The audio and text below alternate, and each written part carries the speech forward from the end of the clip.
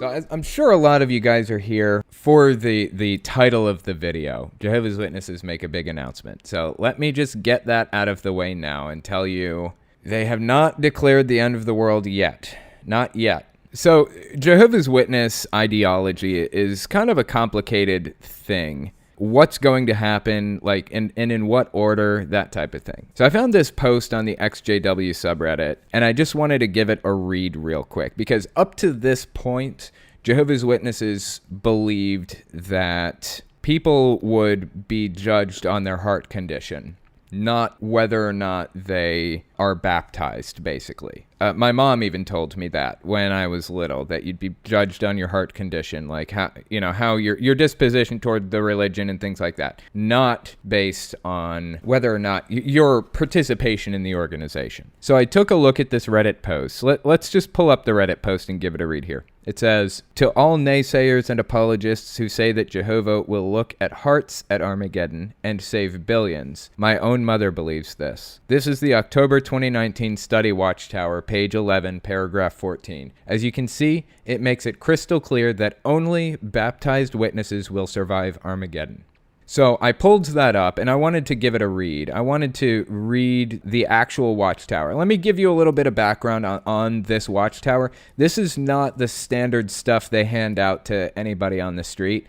This is the study edition of the Watchtower. So the Watchtower is the Jehovah's Witness publication. I'm sure most of you guys know that, but they split it up into versions that they give to the public and versions that are only available to members. Now, anybody can access the study edition of the Watchtower, not just members. It is accessible from their website, and that's how I accessed it. But it's not handed out or advertised to anybody. It's a really kind of a private thing. And they put all kinds of predictions and ideas and whatever else in this that they give to the members and not to the public. It's designed to speak to the member base and not to the public. And that's really concerning when you see a cult basically create an inner railway for information that only the cult members can access or is only intended for the cult members. That's concerning. That's a sign that they're going down the wrong road.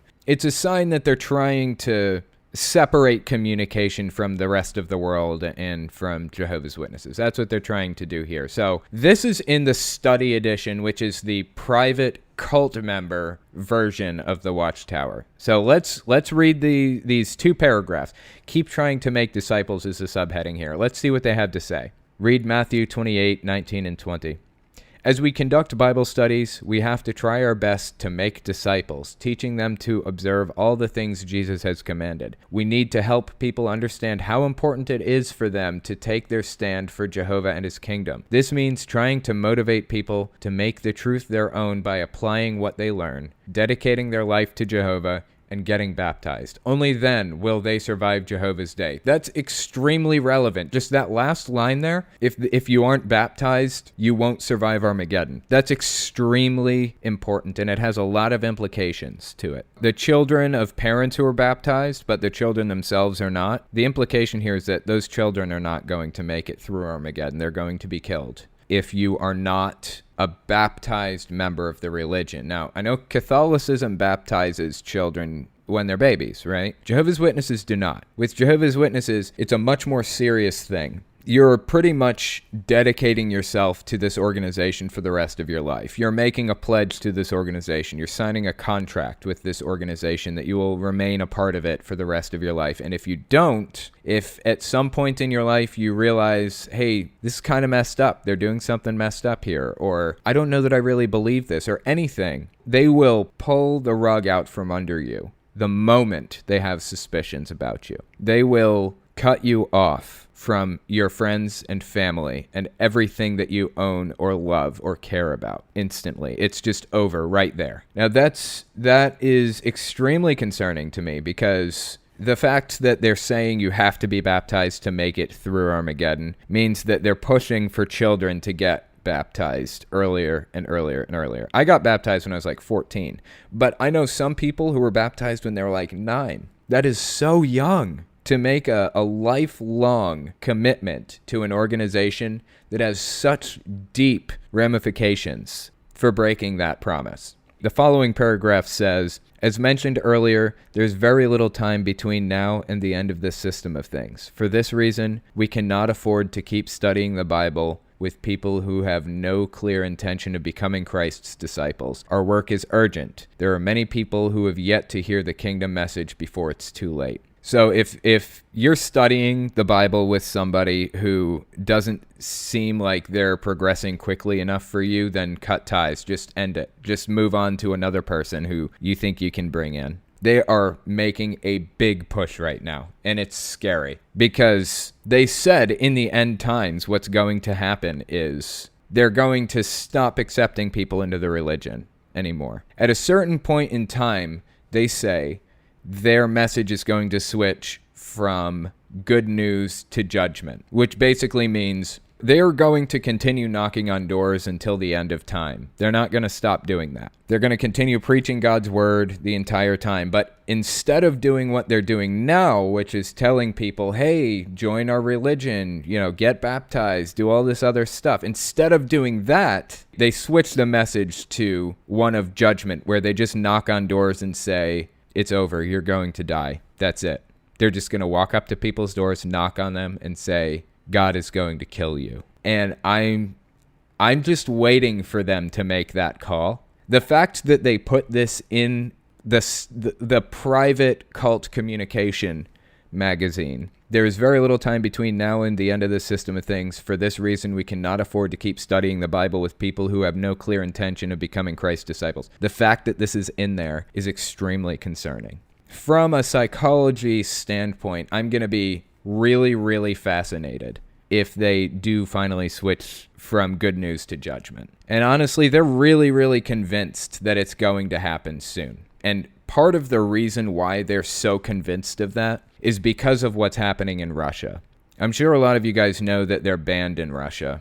I think that Russia actually banned them because they're extremists. I think that you're allowed to be a Jehovah's Witness in Russia. You're allowed to believe it, but you're not allowed to have any of the literature, and you're not allowed to congregate. You're not allowed to assemble in a group or whatever for a religious observance. So basically, the Russian government raided kingdom halls. This is very recent. This is in like the past few years, 2 years maybe, past 2 years. They raided kingdom halls, they arrested people, they confiscated literature, they confiscated property, and all this other stuff, which honestly, I think that's wrong. They shouldn't have done that. They should not be confiscating things. They should not be preventing people from practicing their religion. I feel like that is a human right. Every other first and second world country feels that way too, for the most part. You know what? Maybe just first world countries, because China's kind of serious about it too. But still, lots of people feel like it's a human right to believe what you want to believe. And I count myself among those people. You have the right to believe what you want to believe and do what you want to do,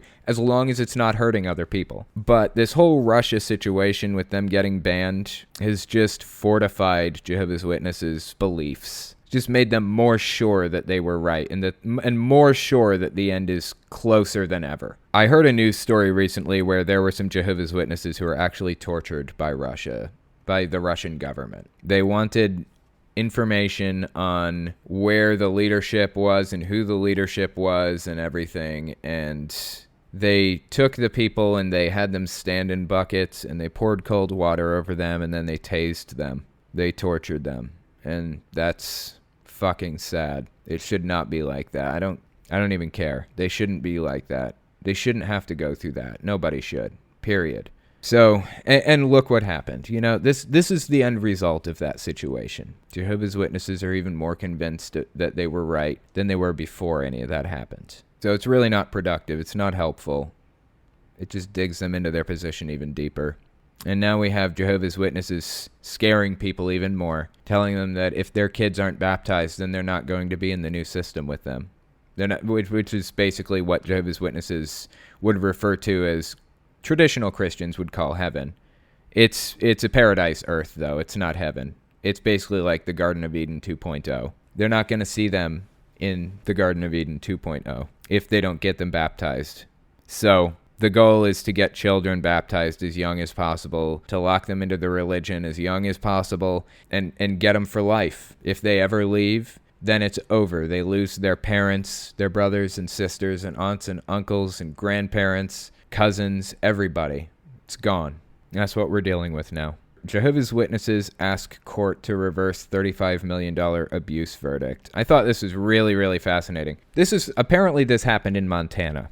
The article says, an attorney for the Jehovah's Witnesses is asking the Montana Supreme Court to reverse a $35 million verdict against the church for not reporting a girl's sexual abuse to authorities. Last year, a jury awarded $4 million in compensatory damages and $31 million in punitive damages to a woman who says she was abused as a child in the mid-2000s. The abuse was by a member of the Thompson Falls Jehovah's Witness congregation who was previously accused of abusing 2 other family members. Attorney Joel Taylor said Friday during oral arguments that church elders handled the allegations internally in accordance with church practices. He says state law exempts clergy following church doctrine or practice from reporting. The woman's attorney, Jim Malloy, says the church doesn't qualify for the exemption. So he says state law exempts clergy following church doctrine or practice from reporting. This is a very, very different situation. It's really, really complex. I understand what they're going for here,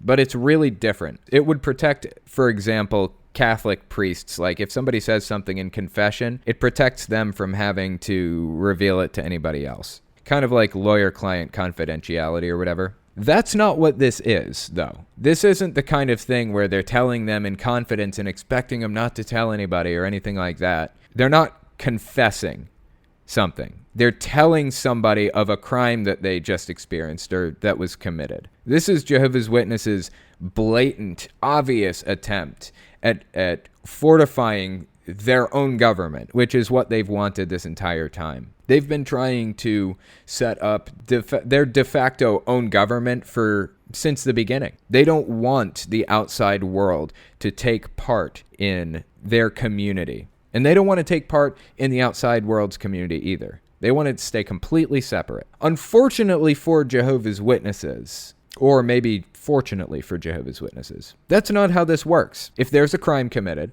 if somebody is attacked or killed or raped or anything, they have to report it to the police, bottom line. They are part of society. They live in a country that has laws, and they have to follow those laws just like everybody else. Unfortunately, I fear that they're kind of trying to go the Amish route here, like where they completely separate themselves from society, which, by the way, is another cult, the Amish. Don't even get me started on the Amish. I think that that's kind of the route they're trying to go right now. They're trying to separate themselves from society just the same way as the Amish do, except continue to make money in the real world. Unlike the Amish, who live on communes and things, but who knows? I think communes may be like the eventual, the logical end to what they're doing right now. But we'll see. Either way, I really think that their claims and their tactics here are going to fail. I can't see any way that they succeed in this.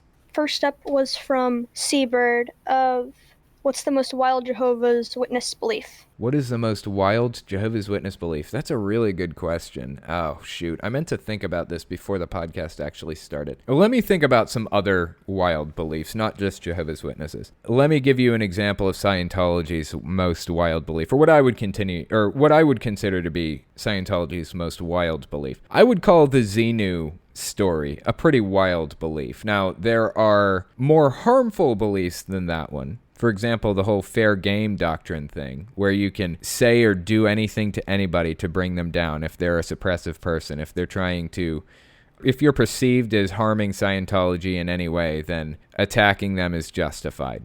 So that would be the most harmful for Scientology. The most bizarre, the most wild or out there belief for Scientology would probably be the Xenu/Thetan ideas. I think the most bizarre belief for Mormonism is probably the idea that...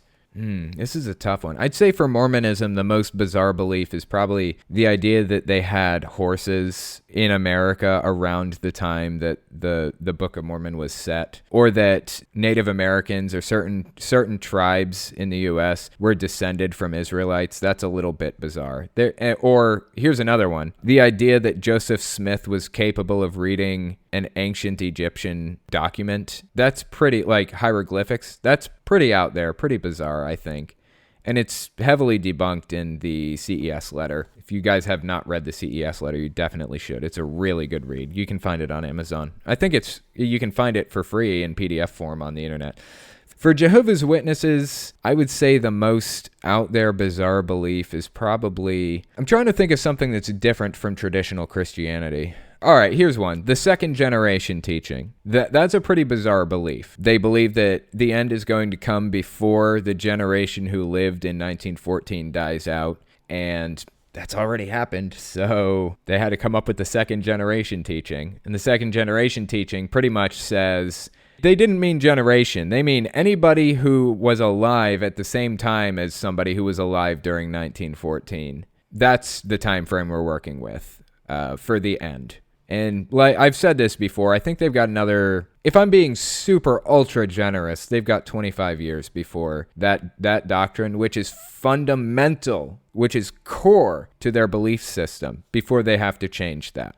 And then they're going to lose people over it. Realistically, they probably have about 15 years before they have to change it, before they're really thinking about that. They could not possibly have more than 15 to 25. I forgot about one of the strange beliefs that they have. And I don't think this isn't really codified exactly. This isn't in their doctrine, but somebody mentioned the Smurf story. Fepper mentioned the Smurf story in Discord. And I realize a lot of people probably don't know the Smurf story. I don't actually know the entire Smurf story exactly, but I'll tell you this, okay? It's more of a cultural thing than a doctrinal thing. It's not doctrinal at all. When I was little, I heard a story about this girl who came to the Kingdom Hall, and she had a Smurf in her bag, like a Smurf doll, like one of those little plushy Smurf dolls or whatever. And the Smurf came to life and stood up out of the purse and walked out the door screaming expletives the whole way and was never seen again. This story was told to me as fact when I was little. Seriously. And I asked questions like, what? Tell me more, They explained to me, I don't remember who told me, it may have been like a cousin or something. They explained to me that the Smurf being an evil thing, because Smurfs was evil, it was an evil show you weren't supposed to watch. The Smurf doll was possessed by Satan, and it couldn't stand being in the light of Jehovah at the Kingdom Hall. And it came to life and walked out the Kingdom Hall, swearing the whole way out, and was never seen again. Now, if this was an isolated incident, if I just heard this from a cousin, they could have made it up, right? It's not made up by my cousin. It's everywhere. Almost, all right, any Jehovah's Witness who was in the religion say, 2010 has heard this story, just about. It is so completely washed through the culture of Jehovah's Witnesses. I honestly have no idea how this story spread so rapidly. I've tried to research it, but it's all folklore and rumors and gossip. There's nothing concrete about the story. I just know that it exists through all of Jehovah's Witnesses. It does not make any sense. Really fascinating. But there are different versions of the story too. Like some people say she had a storybook and it was about Smurfs, and a Smurf came out of the storybook and walked down the Kingdom Hall saying swears. Basically, fuck this shit, blah, blah, blah. So yeah, and some people say it was like a Smurf keychain. It just varies from person to person, but one thing is for sure, it permeates every bit of Jehovah's Witness culture. Just ask any Jehovah's Witness who's above, say, 25 years old, and they will tell you what they know about the Smurf story. This one coming from Peanut Butter. You might have answered this before, but what are your thoughts on Mr. Atheist? I think he can be a bit confrontationalist sometimes. I don't really know the right wording. Okay, about Mr. Atheist. I would consider him probably my best friend. We're real close. We talk a lot on the phone and things like that. I've been on his channel a billion times, although not recently. But I'm real close with him. Really, really good guy. I don't necessarily agree with his approaches all the time. You're right about that. Sometimes maybe he can get a little bit passionate about things, and I can understand that. I can understand that passion and why he feels that way, 100%. And that passion is in me too. But sometimes I try to take a different approach. That's really what it's all about. I try to take a more calm, objective approach to things that honestly do call for passion sometimes. So I get where you're coming from with that. But like I said, he's my best friend. So we can have disagreements and it's okay. Disagreements are okay on things. And really, this isn't even a fundamental disagreement. This is just a difference in strategies more than anything. But yeah, I would still endorse him 100%. One thing I did want to note, though, I don't actually watch his channel. I just know him as a person. Like, I just know what his personality is like more than anything. I don't watch his channel. I don't watch any atheist content. And he doesn't watch any atheist content either. He doesn't watch my channel either. And the reason is because we want our ideas to be originally ours. We don't want to, I don't know how to phrase this. We don't want to co-opt other people's ideas and work them into our content. We want our content to be our content. That's why I don't watch his channel. So it's hard to answer that question without knowing exactly what you're talking about, but I get a feel for what you're talking about because I talk to him, and I know his personality and things. So take that for what you will.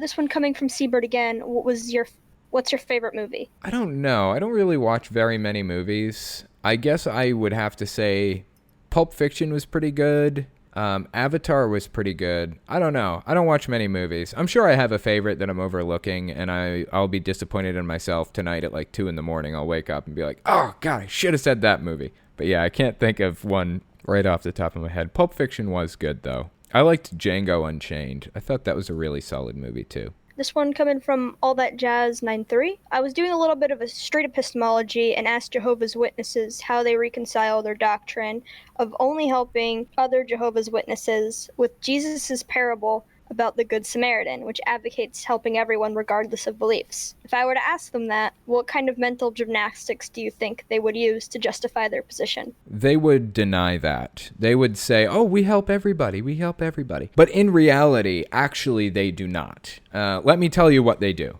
They only ever do charitable work for other Jehovah's Witnesses. They only ever donate money to other Jehovah's Witnesses. They only ever do home rebuildings. Like when Hurricane Katrina hit, they were sending some Jehovah's Witnesses down to Louisiana, to New Orleans to rebuild homes of other Jehovah's Witnesses. But they weren't rebuilding for anybody else. They only ever help other Jehovah's Witnesses. But here are the mental gymnastics they use. By preaching to other people, by trying to bring them into the religion, they're helping them. So that's how they help other people. And they would be able to justify saying, we help everybody, by telling themselves, well, we preach to this group, and then we actually help that group.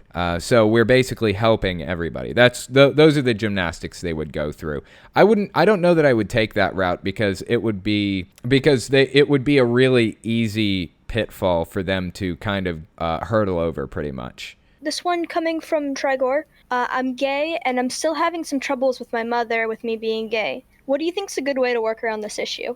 That's a really tough situation. All right, here's the question. Does your mother know that you're gay? Okay, she knows that you're gay. And she's just unaccepting of it? She doesn't really want to accept it? It's a hard situation. I don't know how many of my audience know about street epistemology, but it's something that I've picked up and run with a lot. It's what I would call my deprogramming techniques, and it's kind of a moderate, calm, non-confrontational method of getting people to come to true conclusions or correct conclusions. So a lot of people have these ideas in their heads that being gay is evil or whatever other thing. If you non-confrontationally ask probing questions, it may not work in your case because she already knows that you're gay, but it may be worth a try anyways. Actually, I have a couple of videos on how this works. They are called How to Deprogram a Religious Extremist, parts 1 and 2 on my main channel, if you guys want to take a look at it. That may be helpful to you, but she's going to give you some logical fallacies for why she doesn't like it. So try framing those logical fallacies in a new way to kind of illustrate why that logic doesn't follow. And like I said, stay non-confrontational through the entire thing. And she may open up and understand, and she may make the connections in her brain. It's really complicated. I hope you're going to therapy over this. It seems really, really important to talk to a therapist about this because I know that it's really, really hard to deal with. I did want to touch on some super chats real quick. I got one from Omega Riley, as always, as usual. Since so many people are watching, I'm shooting this out early. Make sure everyone watching the stream leaves a like. I love you, TT. Thanks. Since Gray Young Wolf can't send a super chat, I'll cover the tab. This one's for you, homie. Oh, that's awesome. Thank you again, Omega Riley. Jesus, this dude is really serious about donating. Also got another super chat from Nervardia. Thanks for being awesome, Telltale. That's great. Actually, just quick side note, since Nervardia's name showed up, I've seen Nervardia around Twitter a lot lately. They're heavily involved in everything that's been happening there. New YouTuber. Check that channel out if you haven't. Kind of interesting. I took a look at it. Pretty cool person, so thank you. I appreciate the super chat.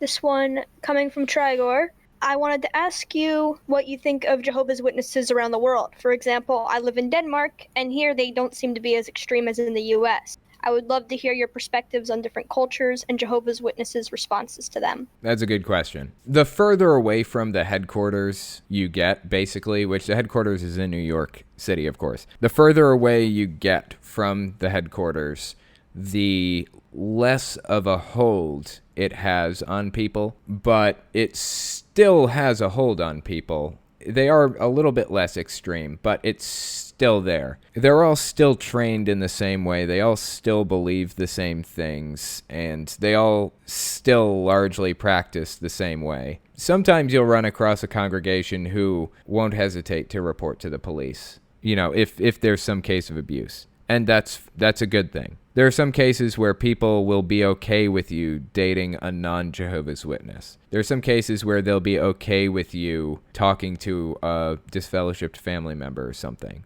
But the belief system is inherently really harmful in many ways. And the bite model, which I've talked about a lot on my YouTube channel, still applies in a lot of ways. Even if the worst parts of the religion don't apply as strongly, they still do apply in many ways. And they still max out the bite model in other ways. So that is something to consider. That's a good point. Minnesota school board leader. Why do we teach evolution if it's never been proven? This is from the Patheos blog. It's from the Friendly Atheist again, which I read from fairly frequently. Hemant Mehta's a pretty cool guy. This one is actually by Hemant Mehta, too. On Monday night, during a meeting of the Brainerd School Board in Minnesota, a science teacher and an administrator overseeing teachers were asked why the district even bothers including evolution in the curriculum. That question came from the president of the school board. Good luck, children. You're going to need it. Board president Sue Kern didn't get why they were teaching what she claimed was an unproven theory from more than a century ago. The clip below, taken from the official video of the meeting, doesn't show the people involved. I did have a question with regard to evolution. Darwin's theory was done in the mid-1800s, and it's never been proven, so I'm wondering why we're still teaching it. That is terrible. It goes on to say, Darwin's theory was done in the mid-1800s and it's never been proven, Kern said, so I'm wondering why we're still teaching it. And with regard to Christian students, how do you do that, Kern said? They're taught not to agree with that, so. Jesus Christ, all the wrong people have all the power. Now imagine you're the district's director of teaching and learning, Tim Murtha, or Brainerd High School science teacher Craig Rezick, and you have to listen to this. Do you seriously have to tell the most powerful person in the room what a scientific theory is, or how the basics of evolution have never been in doubt since Darwin's time, or that all the evidence we've ever found since Darwin's time has only strengthened the theory, or that you don't cater reality to people whose faith teaches them to avoid it, or that there are plenty of Christians who have no problem reconciling religion and science. Okay, let me just explain this real quick for people. I feel like this is an important point to hit, and I know a lot of my audience probably already knows this, but there's somebody out there who is a little bit unclear on it. So let me just elaborate a little bit on this so that there's an understanding. When I was in school, we were talking about hypotheses, theories, and laws, and a lot of people probably remember this in their own schools, but that's kind of what the scientific method is built around, right? That's what the scientific method is. You start with a hypothesis or a few hypotheses, and you cross them out until you boil it down to something that actually works and fits the models and everything. And eventually, over time, you graduate to a theory. Now, a theory is something that is based on facts that we can observe. It's a grouping of facts that we can look at and say, we know that this happens because we have these facts all laid out here. A theory is the thing that an idea aspires to be more than anything. Like, a theory is the graduation point. People think that laws are higher than theories. They're not. Laws are derived from theories. Like, we've got gravitational theory. We've got the germ theory of disease. And from those things, we have the law of gravity. We have the theory of evolution, and the theory of evolution is made up of various different facts. For example, the theory of evolution includes natural selection. That's not a theory. It's not incorrect either. We can watch this happen in front of us. Like, literally, we can sit there and watch natural selection take place. We can watch gene mutations take place in front of our eyes. There are studies that people have done with fruit flies, for example. If you haven't heard of the fruit fly study, then you should take a look at it. We can watch gene mutations take place in a population of fruit flies, and we can watch because they have a really short reproduction cycle, because they die fairly quickly, so we can watch the gene mutations pass through generations, and the most advantageous ones will carry on to the next generation. If you're unhappy with that study for one reason or another, because they forced gene mutations, even though it was about natural selection, not gene mutations, fine. We have other studies to prove this stuff. For example, we've studied E. coli, which has an even shorter generation.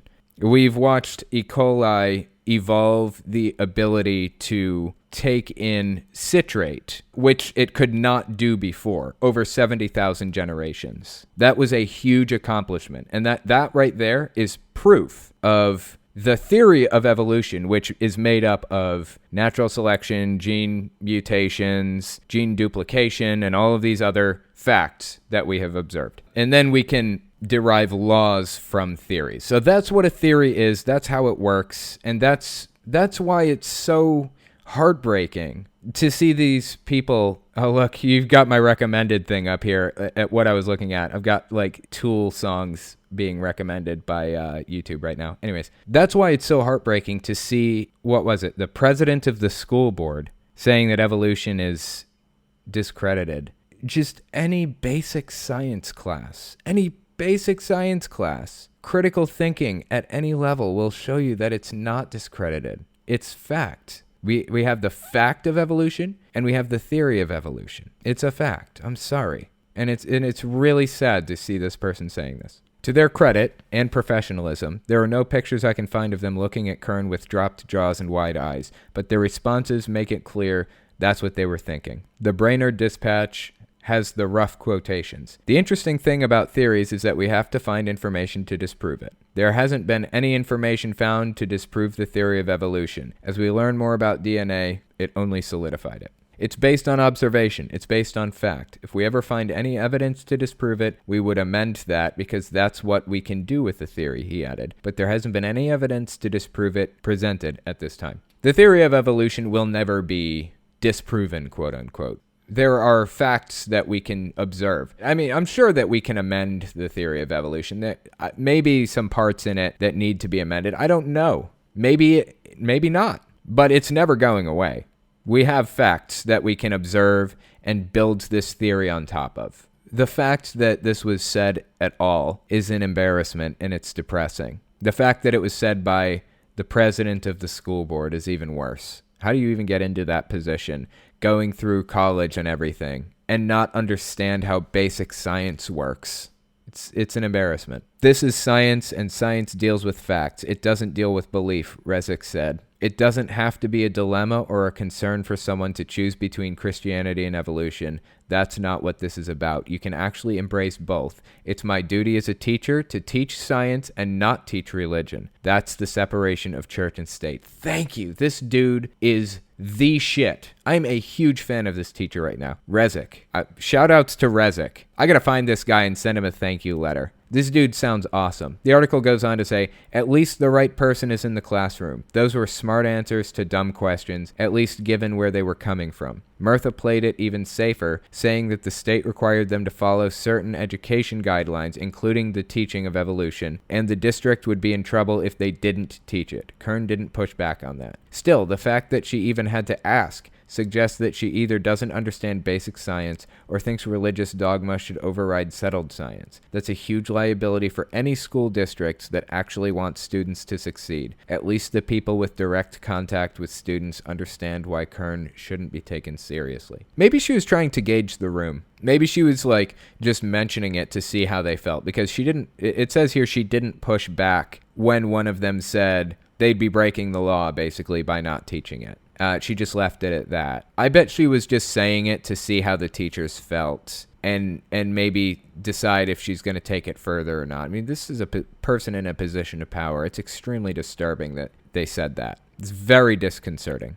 If you like what I do and you want to make sure I can continue to do it, you can support me in a few ways. First, you can support me on Patreon. That's probably the best way. But if you want to get something back for your support, you can check out my Teespring. I'm trying to make a shirt design for every cult I've covered. I haven't gotten every one, but I'm working on it. So check it out and see if your cult is up there. Second, you can support me by checking out my game shop. I sell controller, cartridge, and game box stands for every system from the original Nintendo and Sega Game Gear to the Xbox One and Nintendo Switch. So give that a look too. And finally, if you want to support me in some way other than monetarily, you can check out my other YouTube channels. I have a retro game channel where I answer questions like, why does Shy Guy have a mask? And why are CRT TVs the best way to play retro games? I also have the podcast where I talk about stuff I don't feel I can say on a monetized channel. And finally, I have my main channel where I talk about cults. I wish I didn't have to worry about dancing around subjects carefully in the first place, but I chose to do this as a full-time job, so unfortunately I rely on YouTube's AdSense and on the support of patrons to continue doing the work I do. Anyways, check me out in all those places if you haven't already. Thanks for listening, guys.